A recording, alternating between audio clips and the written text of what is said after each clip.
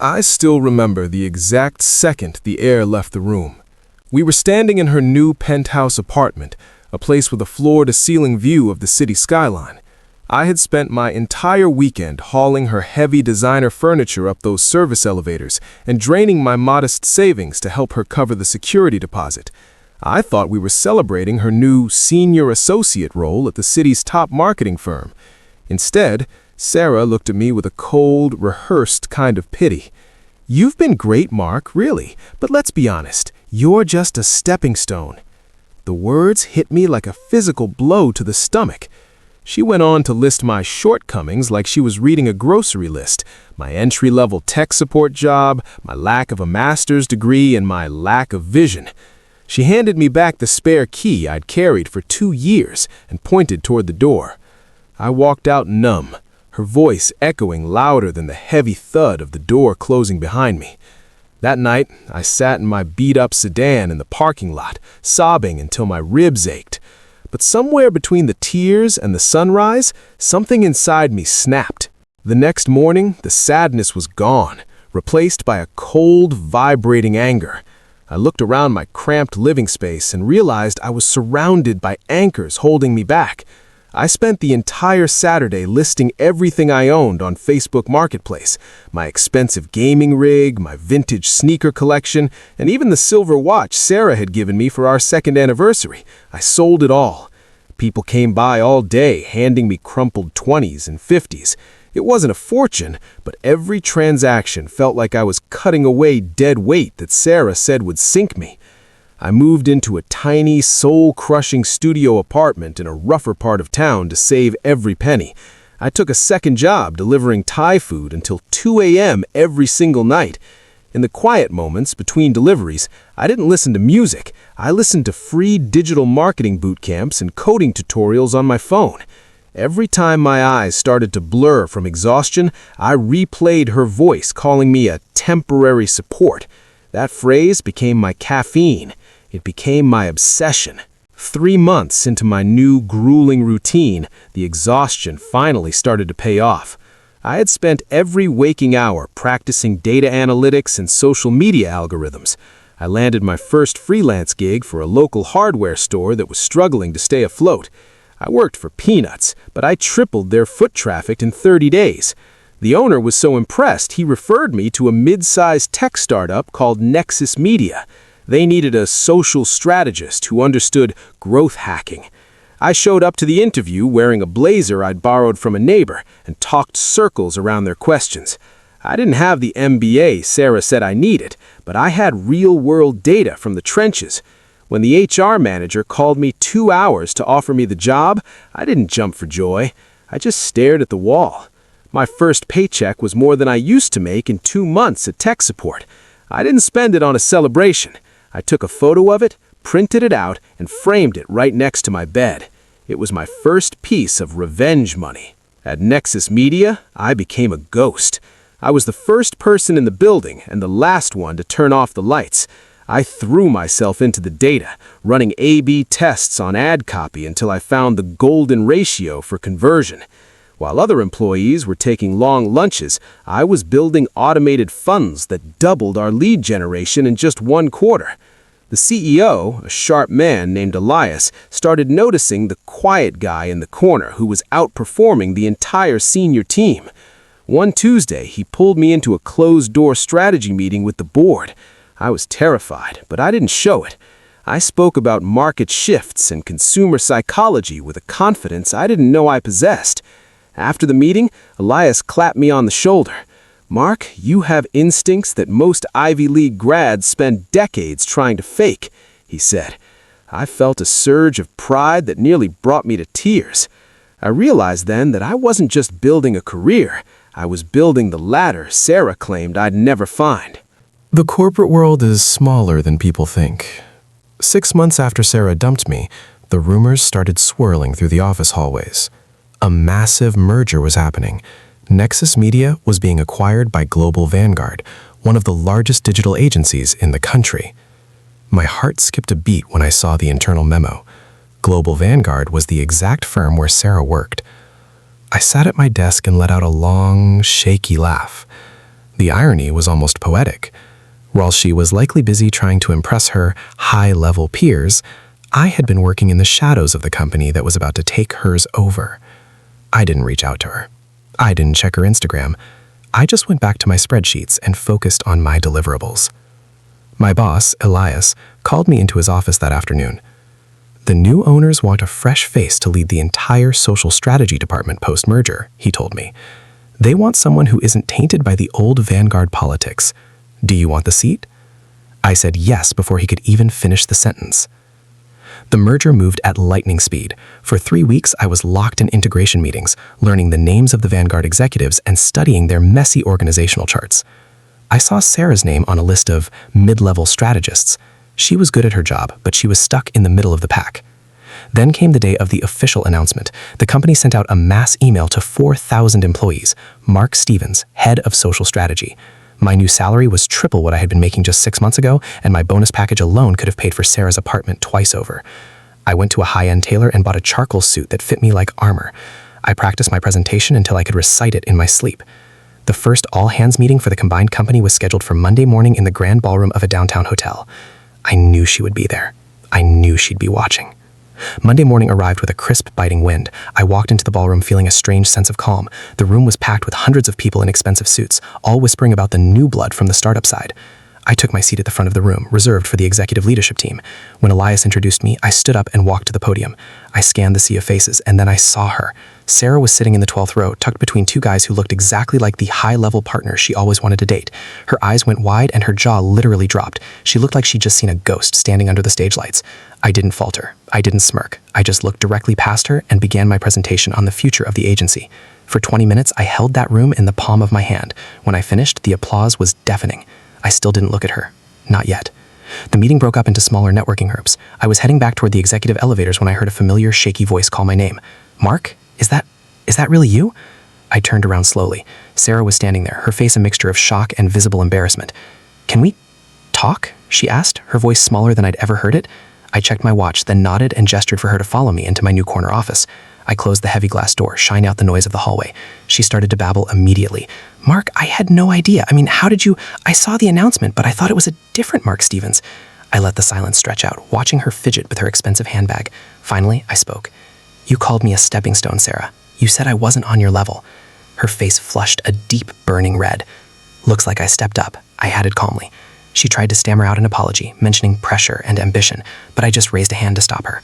I'm not here to punish you, Sarah, I said, my voice steady and professional. I'm here to lead this department, and that includes you. The reality hit her then.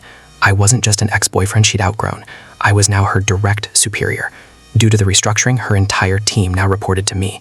It was a level of irony so thick it felt like a movie script. Her first week under my leadership was painfully awkward for everyone involved.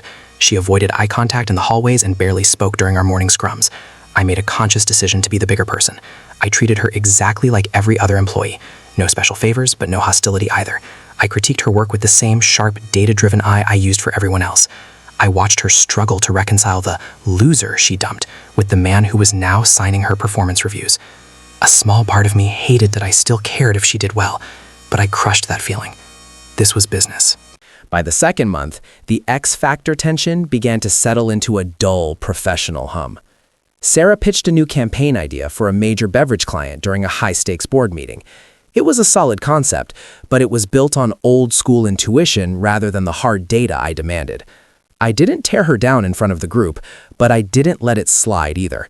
I asked her hard questions about her projected ROI and acquisition costs. She got defensive for a moment, her old I know better attitude flaring up, but then she saw the data I slid across the table. She went quiet, corrected her notes, and thanked me for the input. After the room cleared, she stayed behind for a second. "Thank you for not making this harder than it needs to be," she said quietly, her eyes focused on the floor.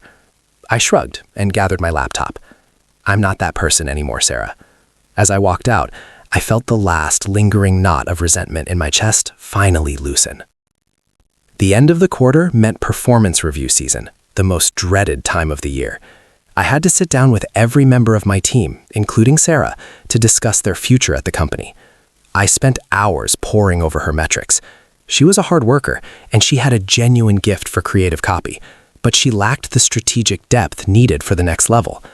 I wrote her review with total honesty. No sugarcoating, but no revenge low scores either. When she sat across from me in my office, I handed her the folder. She scanned the pages, her eyes becoming glassy as she read my assessment of her strengths and weaknesses. "This is fair," she whispered, looking up at me. "I honestly didn't expect you to be fair." I looked her in the eye. "You're a talented strategist, Sarah. If you focus on the analytics, you'll go far. Just don't forget the people who help you get there." She nodded, a single tear escaping before she quickly wiped it away and left. 6 months had passed since the merger, and my department was the top-performing unit in the entire global network. Our lead acquisition was up by 240%, and employee turnover was at an all-time low. The CEO rewarded me with a significant equity stake in the company and an even larger office on the top floor. Sarah, to her credit, took my feedback to heart. She worked her way up to a senior strategist role, not because I gave it to her, but because she earned it through her own results. We never became friends, and we certainly never went back to what we were, but the battlefield feeling was gone. We could stand in the same elevator or sit in the same lunchroom without it feeling like the air was being sucked out of the room. I realized then that the real victory wasn't her seeing me at the top. It was the fact that I no longer needed her to see me at all. Success gave me a platform I never expected. I started a mentorship program within the company for non-traditional hires, kids who didn't have the fancy degrees or the elite connections Sarah thought were so important. I sat them down in the break room and told them the stepping stone story, though I always kept Sarah's name out of it. I told them about the night I cried in my car and the months I spent delivering food just to pay for an online course. Someone once told me I was temporary. I told a group of 20-year-olds who looked as lost as I once felt. I decided right then and there to make myself permanent. They listened with a level of intensity that moved me. One young man, who reminded me so much of my younger self, asked if it still hurt. I smiled at him. It hurt like hell, but pain is just fuel if you know how to burn it. Hurt builds the muscle you need to carry the weight of success. One Tuesday evening, long after the office had cleared out, my phone buzzed on my mahogany desk. It was a text message from an unsaved number, but I recognized the area code immediately. It was Sarah. "I'm sorry," the message read, "for everything I said that night. I was arrogant and I was wrong. I'm glad you proved me wrong." I stared at the screen for a long time, the blue light reflecting off the revenge paycheck still framed on my wall. A year ago, I would have used this as an opening to rub my success in her face. I would have drafted a stinging reply. But now, I just felt a quiet sense of peace. I typed back, "I forgive you. And for what it's worth, I'm proud of how far you've come as a strategist. Keep pushing." She replied with a single heart emoji. I didn't reply back. I just deleted the entire thread. I didn't do it out of anger or spite. I did it because that chapter of my life didn't need to live in my phone anymore. A full year after the merger, I received the ultimate promotion, Vice President of Digital Growth. My life had transformed in ways I couldn't have imagined on that night I walked out of Sarah's penthouse. I was managing a team of over 100 people and traveling across the country to speak at major tech conferences. Sarah remained a key player in my department, and we developed a rock-solid professional respect.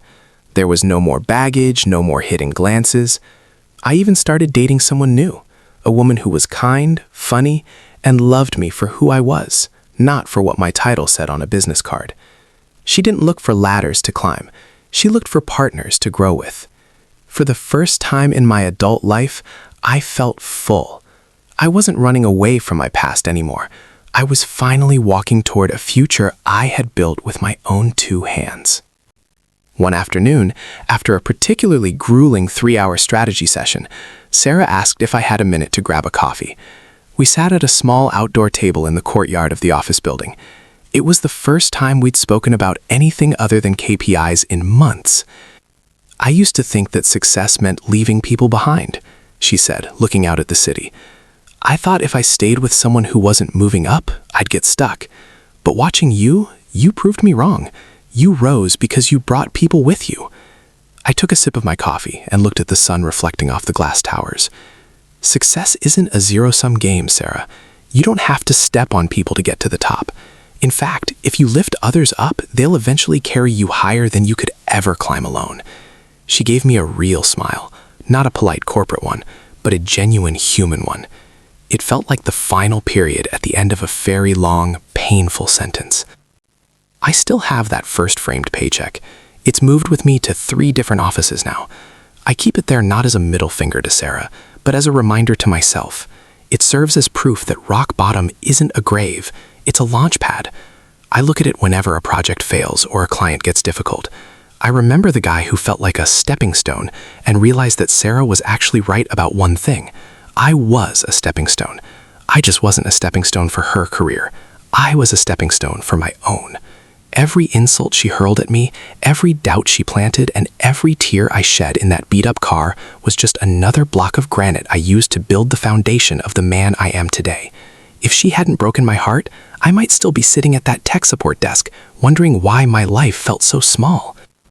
Now, when I walk into a boardroom, people don't just see a VP, they see a leader. When I give feedback, people don't just listen, they take notes. And when I look in the mirror every morning, I don't see the broken kid who was told he wasn't enough. I see a man who turned his greatest betrayal into his greatest breakthrough. Sarah is still at the company, and she's doing great things.